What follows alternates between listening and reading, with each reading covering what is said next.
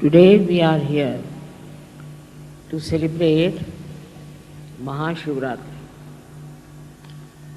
It's a very great privilege for all of us to understand about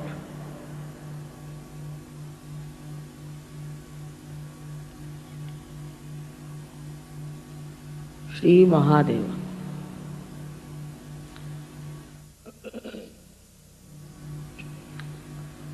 Unless and until you have got your self-realization,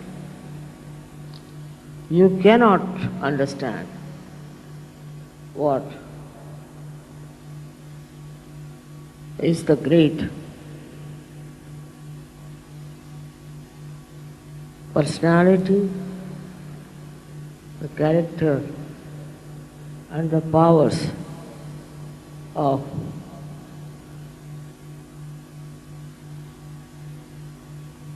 Sri Mahadeva.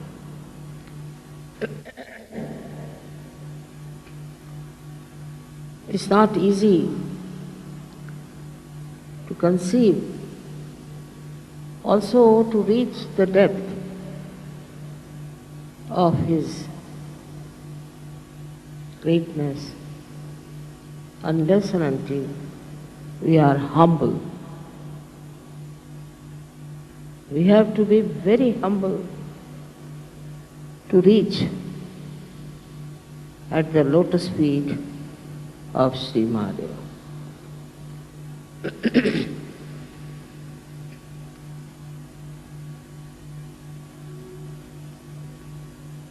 As you have seen that one has to cross even the Sahasrara to be at the lotus feet of this great personality.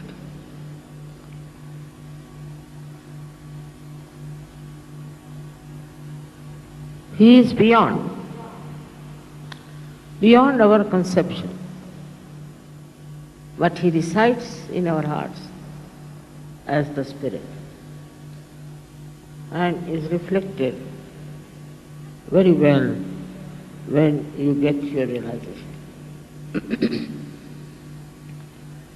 But still, one has to understand the powers of Sri Mahadeva, which is not very easy to describe about this great God in little words. The first power he himself has, that he is a very forgiving God. He forgives. He forgives us so many of our sins, so many of our destructive activities, our horrible mind which tries to create problems for everyone. Up to a point. But he has the greatest power to destroy. His destruction comes so suddenly because he rules all the elements. All the elements he rules. He rules the Mother Earth and he rules all other elements.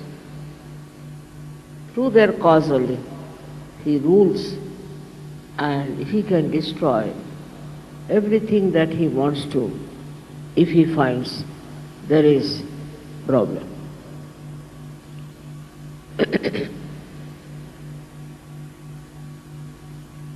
I have to tell you that earthquakes are managed by him, not by me.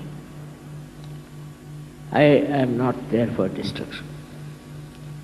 He is the one who sees what's happening on this earth, what's happening to the human being. I'll give you an example of Gujarat. Apart from anything, Gujarat people are very money oriented. They are worried with the stock exchange, this, that, all the time, money, money, money, money, money. Even if they are abroad, they are extremely money oriented. Sometimes I am surprised. It's impossible to talk to them about Sahaja Yoga. And they like artificial type of things like some gurus or somebody. I don't know from where did they get this. Whatever it is. We have a state called Bhavnagar in Gujarat.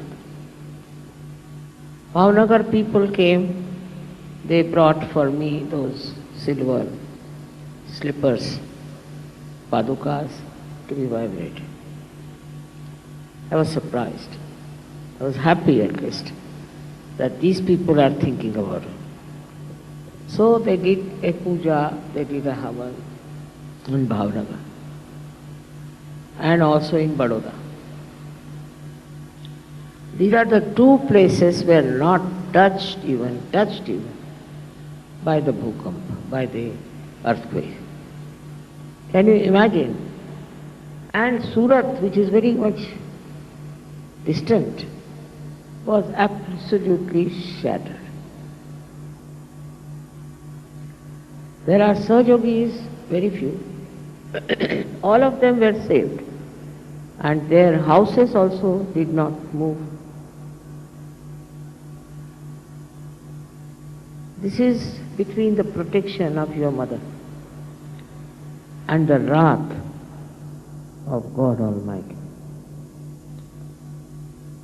One has to understand this very well, that He has powers over all the elements. I went to France, and there some people in France tried to trouble me. And all the media got after me. And on the television, everywhere, they were saying all kinds of things against me. I knew something would go wrong somewhere. And suddenly from the sea, a big, I don't know what to call it, a big storm started. Suddenly, no one knows why. And two ships were completely sunk. And those people who went to rescue them got cancer. Then it came, this storm started moving fast, and all the churches lost their top heads, I should say. All the churches lost it. So many priests' houses were ruined. And it traveled and came up to the place where I had purchased a very big castle. Just stopped at the brink of it. No, it's not my doing, I must tell you. But this is what He does. Though He is very forgiving, He is extremely kind, He is blissful, but you should be aware of His powers. All those powers are used to protect my work, I should say. It goes too far. And it is to show to people that they shouldn't obstruct the work of spirituality. It should be real spirituality. It should not be somebody like a false guru coming up and showing some magic or talking something about some far-fetched things. But the real spirituality, if you have, the protection will be always there, and Shiva will be very blissful. He is extremely blissful. And what does He give you is even more beautiful than you could think of. He is extremely forgiving. I should say he is the source of forgiveness. If you have forgiveness in your heart, he resides in your heart. Otherwise, gradually you start developing very difficult type of diseases. Say, if you are forgiving, your heart runs very fast. No one can touch your heart.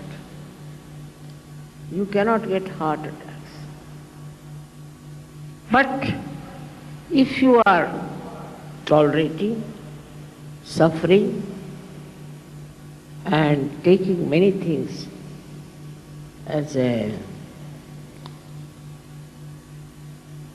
power of your own, doing wrong things, and forgetting about God,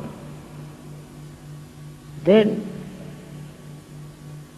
you also start developing a very weak heart.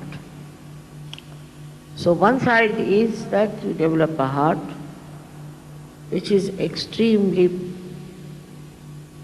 aggressive and can become like Hitler's heart. Under any kind of pretensions, if you start torturing someone, your heart becomes solid, and then you can get a tremendous, massive heart attack, and all the troubles follow. This is inevitable. But supposing you are extremely tolerant and you tolerate all nonsense, you are very docile, you are a frightened person. If you are frightened and because of fright you do that, you can develop another kind of a heart we call as angina, where the blood supply is less and ultimately you develop a kind of a guilt and you lead a very mediocre life. So this second thing also is very visible among people who think they are very, very tolerant. I am saying that tolerance is all right because of spirituality, but not because you are frightened and you are afraid of something. If you are a Sahaja-yogi, you have no business to be afraid of anything. In India, people are afraid of everything. If they see a squirrel, they'll be frightened.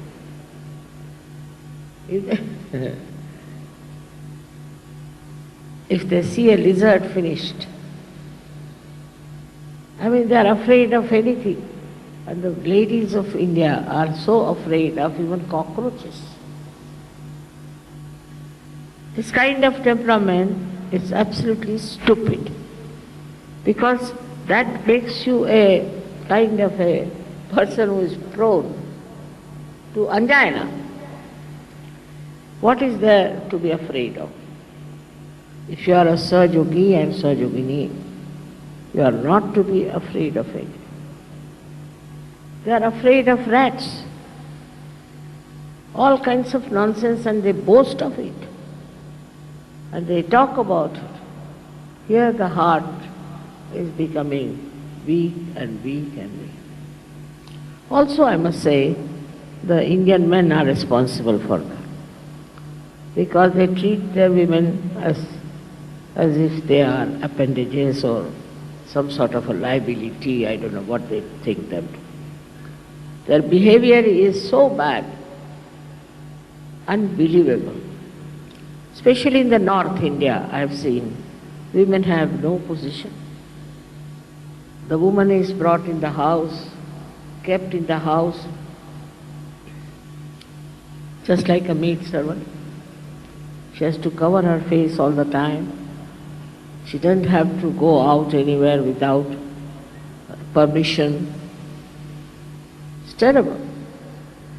Some people say it is the Muslim influence or whatever it is. But when you believe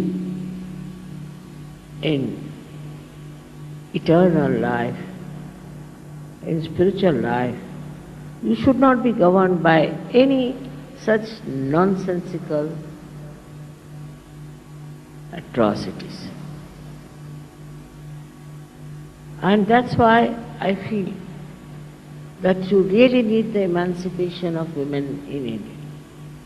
They are very good, they are very tolerant, they are very sweet, but they develop all the bad diseases, all the mental diseases, because they don't know their own value, they don't know their own self-respect.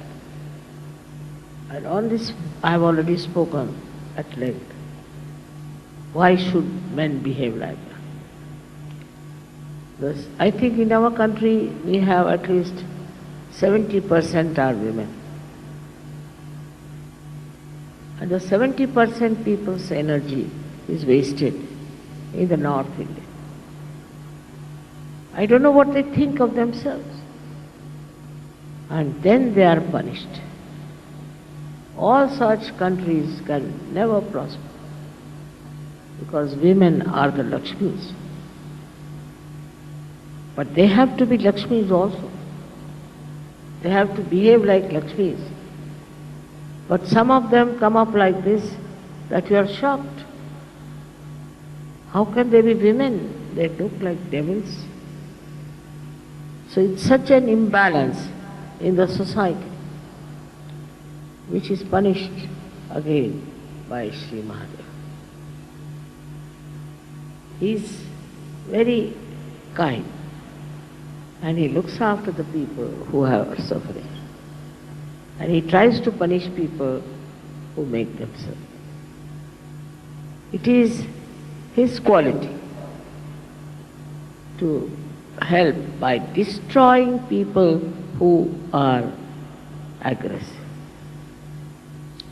He doesn't talk of in Kundalini. He doesn't talk of self-realization. He just punishes them nicely in such a bad way that is shocking. And he relieves sometimes people like, I've seen many women who live like this, suffer so much. They die much earlier than their age. All this one has to see in the right perspective.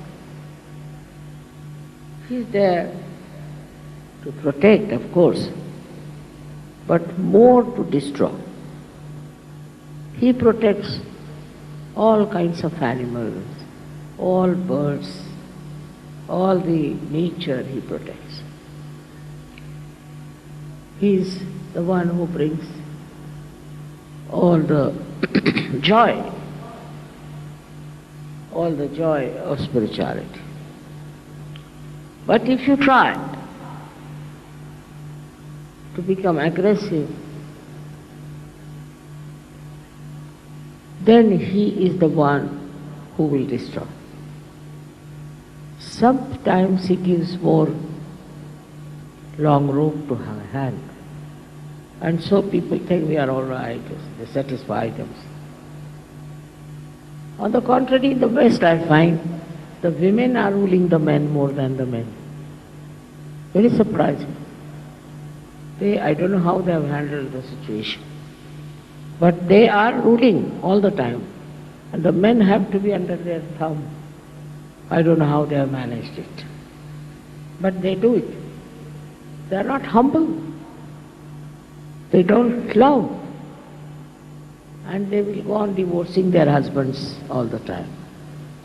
They do not love. They don't know what is love is. But also, I've seen men don't understand what love is in India. They don't know how to love their wives, which is a life partner. how to respect. They don't understand. There, then comes a great wrath. And this wrath works in so many ways in creating horrible diseases and in creating problems and problems for such men.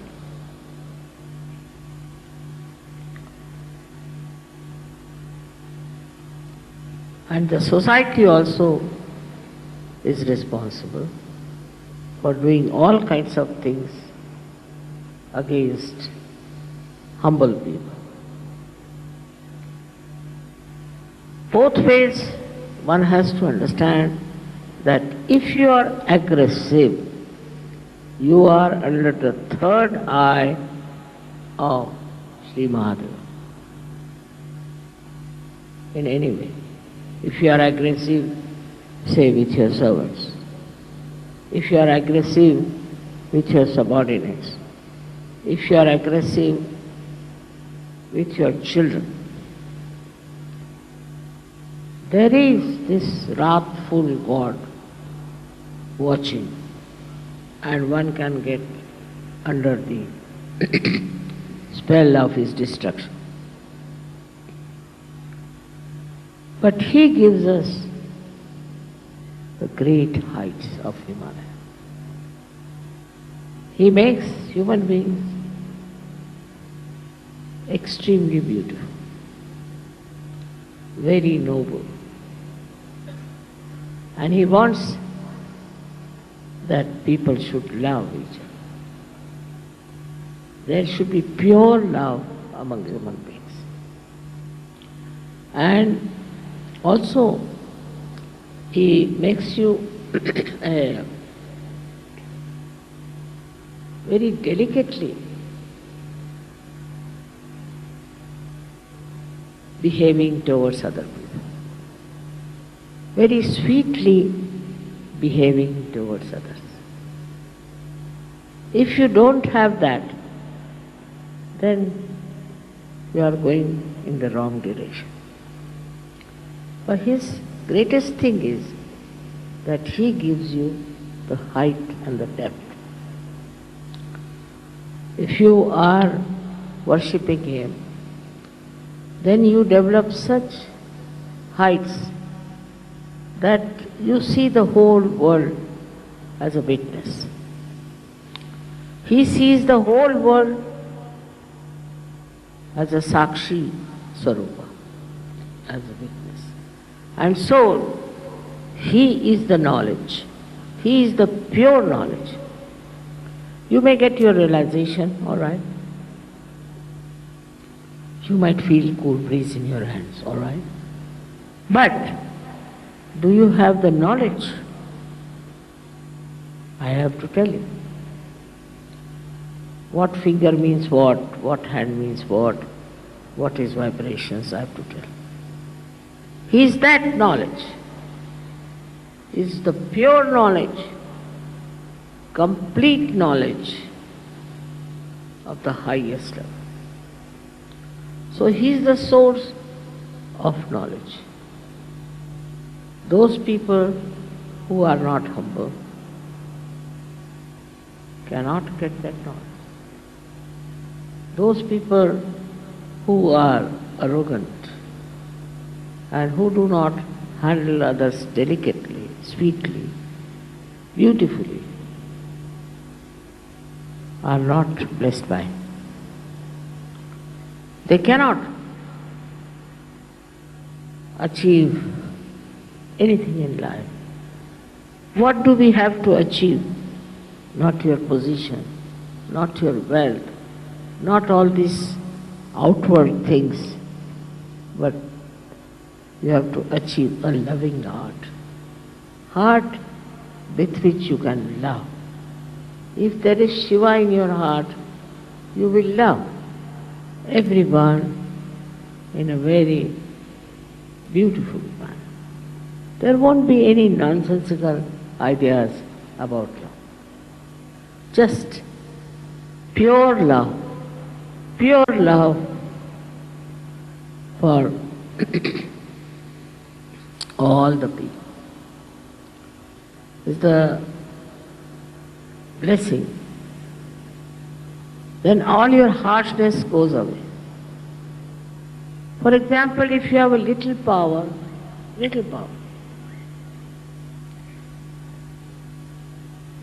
so you start to misusing it. Look at Shiva. He has so many powers. If he starts misusing, there won't be even a blade of grass left on this earth. How much we are sinful, selfish, you know that. But still he gives you a chance. So let's see, they might improve. And he is extremely generous, extremely generous. He is very forgiving and also extremely generous.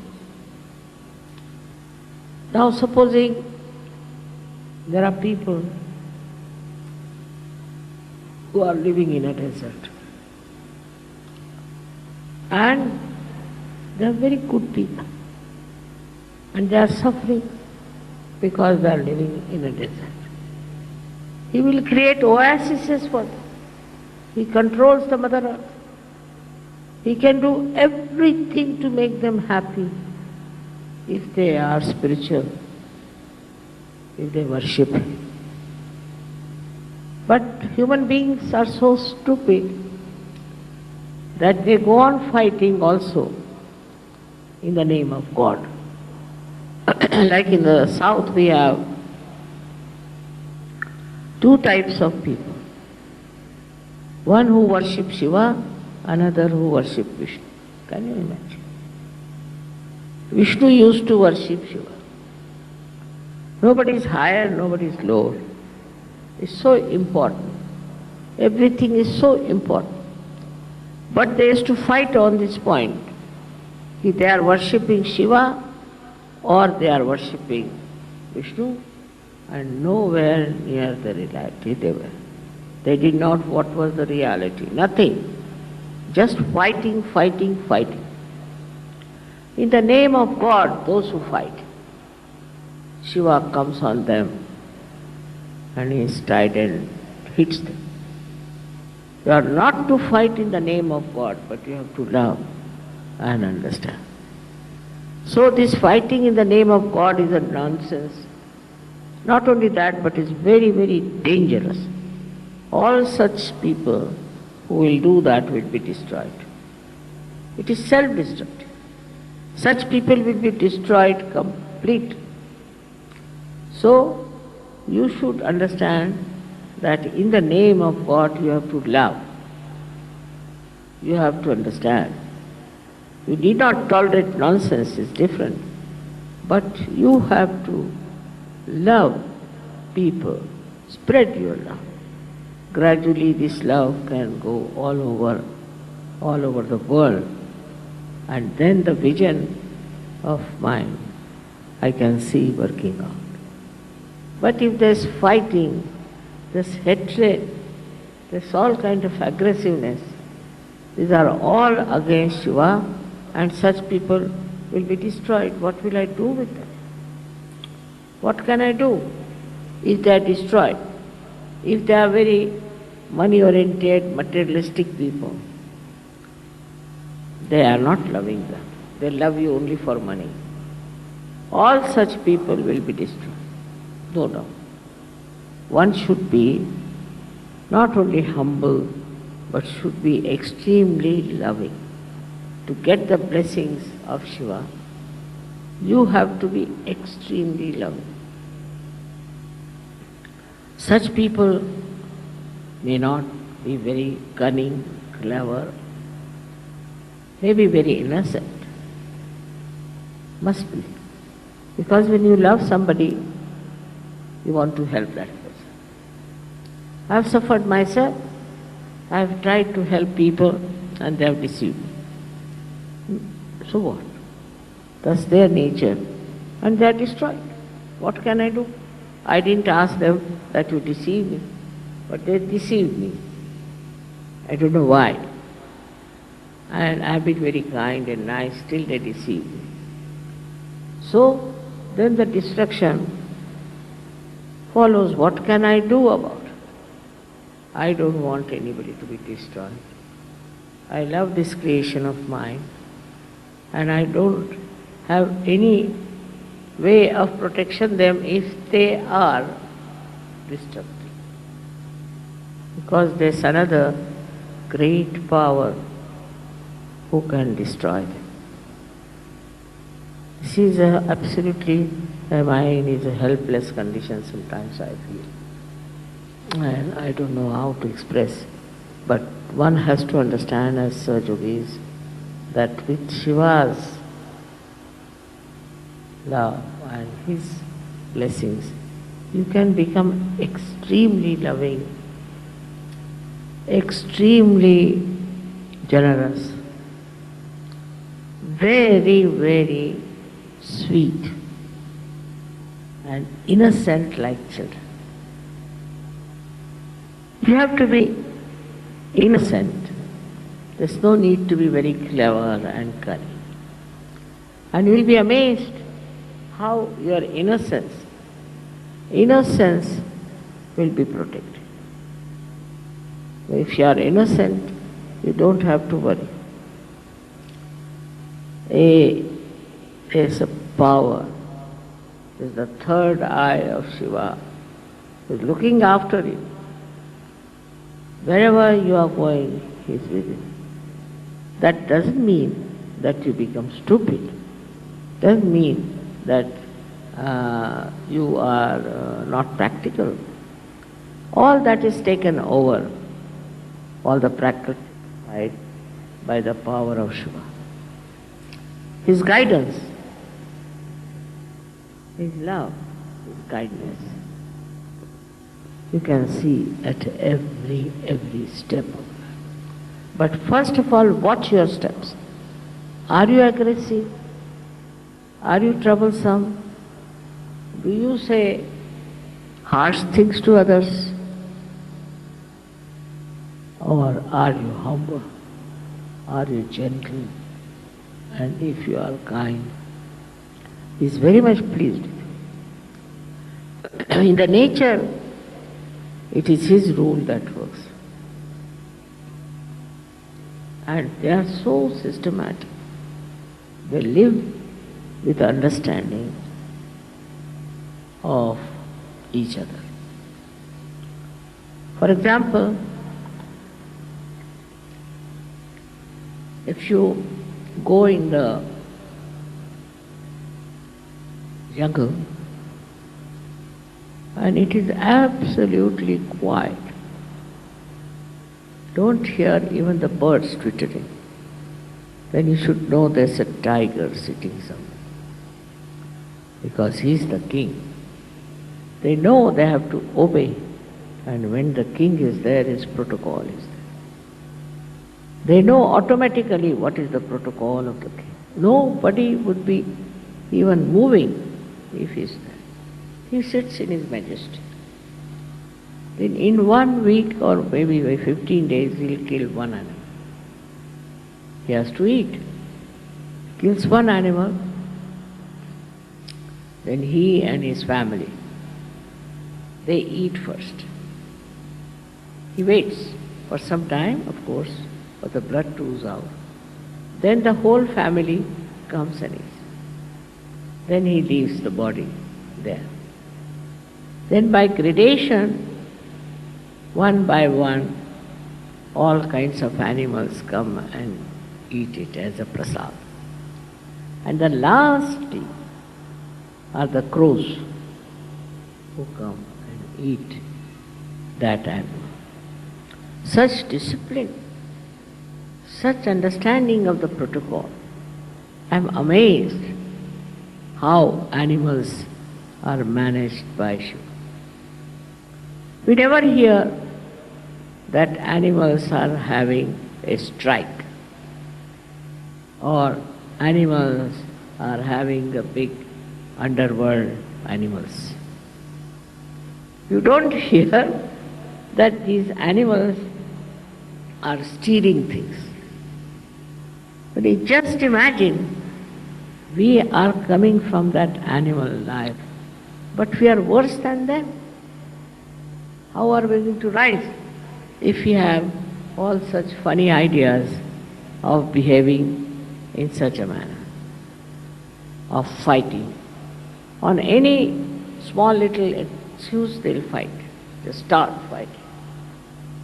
Animals also fight a little bit among themselves, but not in a collective way. They don't do it in a collective way as we do it here, and we do not. It's really at the slightest provocation, we get into groups and start fighting. They get into groups, but they don't fight. What is the thing among them? Everything is so much understood by animals. Why not for us also to understand the law of nature? It is Mahadeva who manages that all the nature's law are to be obeyed. Even the Mother Earth, the sky, everything is looked after by Him. He does nice, beautiful things for us. With the changing of the seasons, He creates these beautiful flowers, He creates. All that is soothing, joy-giving and beautiful, He looks out. He gives us to see what nature has given us and tries to please us, keep us happy, entertain like an innocent child. But while we are in our arrogance, we have our reactions to everything. You see a carpet, you say, I don't like it. Especially in the West, it is a common thing to say, I don't like it. Who are you not to like something or to dislike something? What do you think of yourself? It's very common. And shamelessly they will say, I don't like it, I like it. It's impossible. Such human beings, I don't know where will they go. What will happen to them? Instead of appreciating, instead of enjoying everything. Why to start criticizing and reacting? Reaction is much more in the West, I must say, not so much in India. But there are a certain cultural difference, I think, that's why people say like that. Here, if somebody says like that, people will think that person is mad or something wrong with him, the way he talks. So it's important how you express your love, how you talk about your love. Start it with your wife to begin with, and then you can move towards your children and other people. We are so stupid sometimes that we love the whole world but we can't love our wives. It's a speciality. In India that's very true. But also in the West I've seen people love their wives because of fear. Fear of divorce maybe, I don't know. Love should have no fear. It should have just free love. Without any fear, without any aggression. Enjoy that pure love. And that is what is missing in the human beings today as it is. When the day will come when human beings will be understanding the beauty of love, then from the heavens there will be flowers pouring on us. It would be such a tremendous day when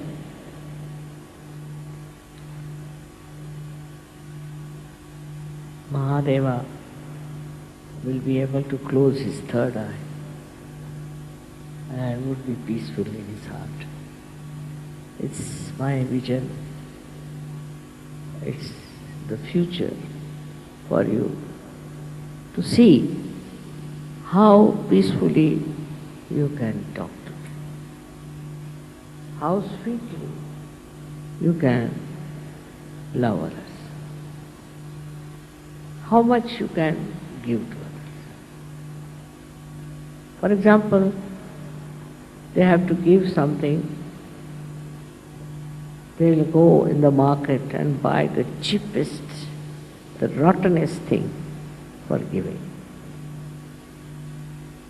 That's not the way.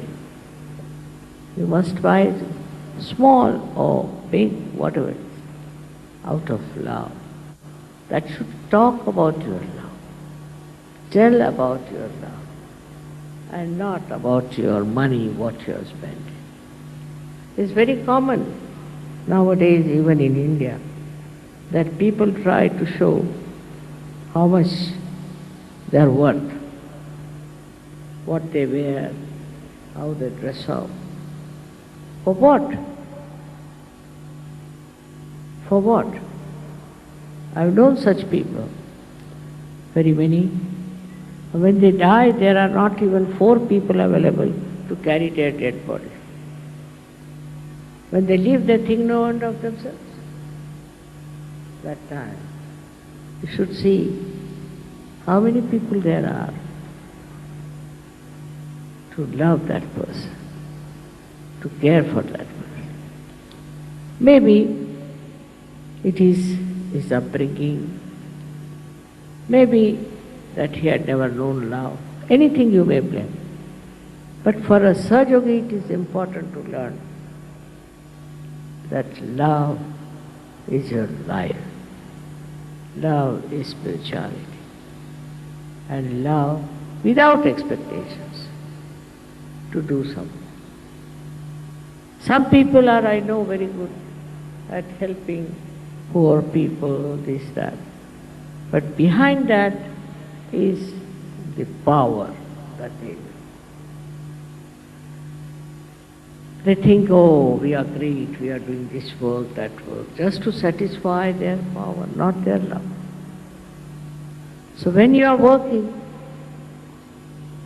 you have to know that it's just to satisfy your spirit, just to satisfy your love, that you are doing, not for any name or for any kind of a position.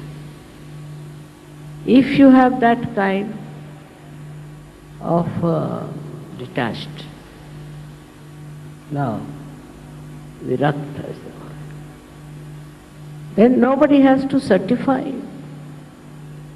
You have it and you are enjoying it. It is unfortunate I have to speak in English language. Maybe there are some who do not understand English. But nowadays the English have become dominating. What to do? You have to speak only in English language and can't use any other language. But one has to speak the language. See animals. See if you have a horse, if you have a dog. All these animals, they understand your love. How they stick to you, how they express their love. They're very sweet. And this we have to learn from them now, I think. Otherwise, I don't know how to make them understand the value of love. It is not that the way people are criticizing, that we are not practical, that we have not achieved much money or power or something. That's not important. Because there are many like that selling in the market. But we are different. We are the jewels of humanity. And we have to be like that, shiny. cutting out all the wrong things within us as a diamond is cut to look something very, very great.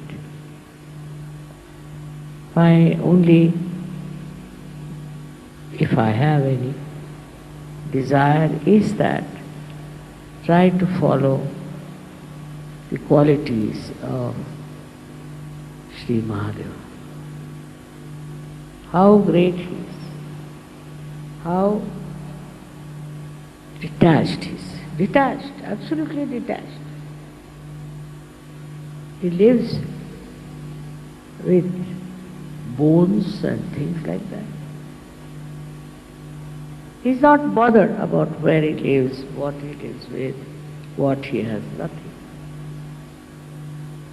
So detached. We should be detached like that. At the same time, we should be very loving like him. Extremely loving. How his heart is full of love for us. How he looks after us. I'm warning you because I know you all love me very much. But you should also love each other.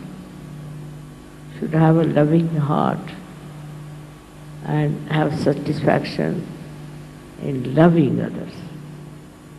If you could develop that, your height will grow, your depth in Sajava will grow. It's all right. The goddess gives you the Shraddha, all right. But the depth in Shraddha, in Sanskrit or in Hindi and Marathi, I don't know what you call, but in Marathi they call it dhyas. Just deep into that love, drenched into that love, enjoying that love, then you don't want anything. What do you want? You got everything. So what do you want now? Just like the greatness of Sri Mahadeva is so great that he is detached. What does he want? I mean, nothing is greater than him. Nothing is more important than him. Then what does he want? He doesn't want anything. That's why he's detached. This detachment you have to develop. But at the same time, he is the Lord of all the arts, of the music, of the rhythm. The other day you saw these boys were playing the rhythm.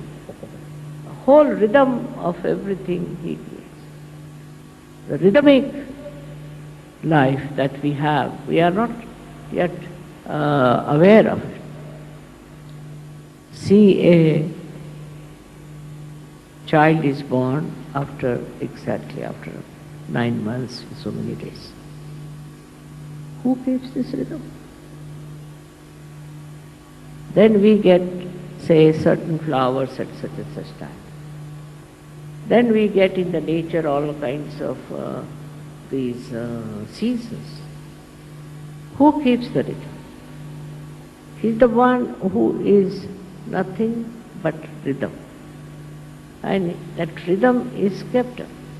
In the nature, in everything, there's a rhythm. And a rhythmic person is the one who has a very large heart. It's like an ocean. You get just that rhythm disturbed immediately if you find somebody is being very cruel, very bad and all that. But in a smooth, beautiful, peaceful lake, there is no ripple at all. It's just love. And then at that time, if the rhythm, the silent rhythm of that heart is broken, then Shiva takes charge. So, one has to have a complete sense of the rhythm of time rhythm of nature, rhythm of everything. People don't know even the names of the flowers. They don't know what these flowers are, what time they come up. They have no idea what is the rhythm of their living. Nobody is bothered. All over, if you see, there is seasons and things. It's all the rhythm. Like he's playing a big tabla or a pakwaj on which he plays all the beautiful tunes of all the seasons. And that's how the nature flourishes and comes up and then subsides. We do not see that point. We just are bothered about us. Like we'll ask, how are you? Mother, I've got a headache, I've got a stomach trouble, I have another trouble, everything is there. But another one would say, I'm all right. So what's the matter? Put the world right, Mama. Mother, why don't you put the world right? He's worried about others, not about himself. And in that understanding of what one should do, to make this world happy, beautiful, for that one has to really work hard, so-called. And in that working, one thinks, isn't it our duty to make this world beautiful? Isn't it our job to make this world rhythmic, rhyming with the spirit? It's our duty. We have to do it. Not only taking Sahaja Yoga for yourself, but for others. It's not you are all the time worried about yourself, but you are worried about others. What's happening in the world? That is love. That love is spontaneous. And when it works wonders.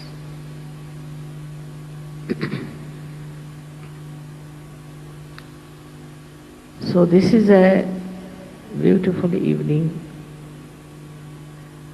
where we are worshipping such a great source of our ascent. And I hope you people will understand how far are you with that force, how much are you drenched in that force, in that rhythm of Shiva, who in his rhythmic way gives you vibrations. Vibrations flow in a wavy way, and that wave should engulf you completely, and you should be lost in that. Your I-ness should be dissolved in that. This is I bless you. Thank you.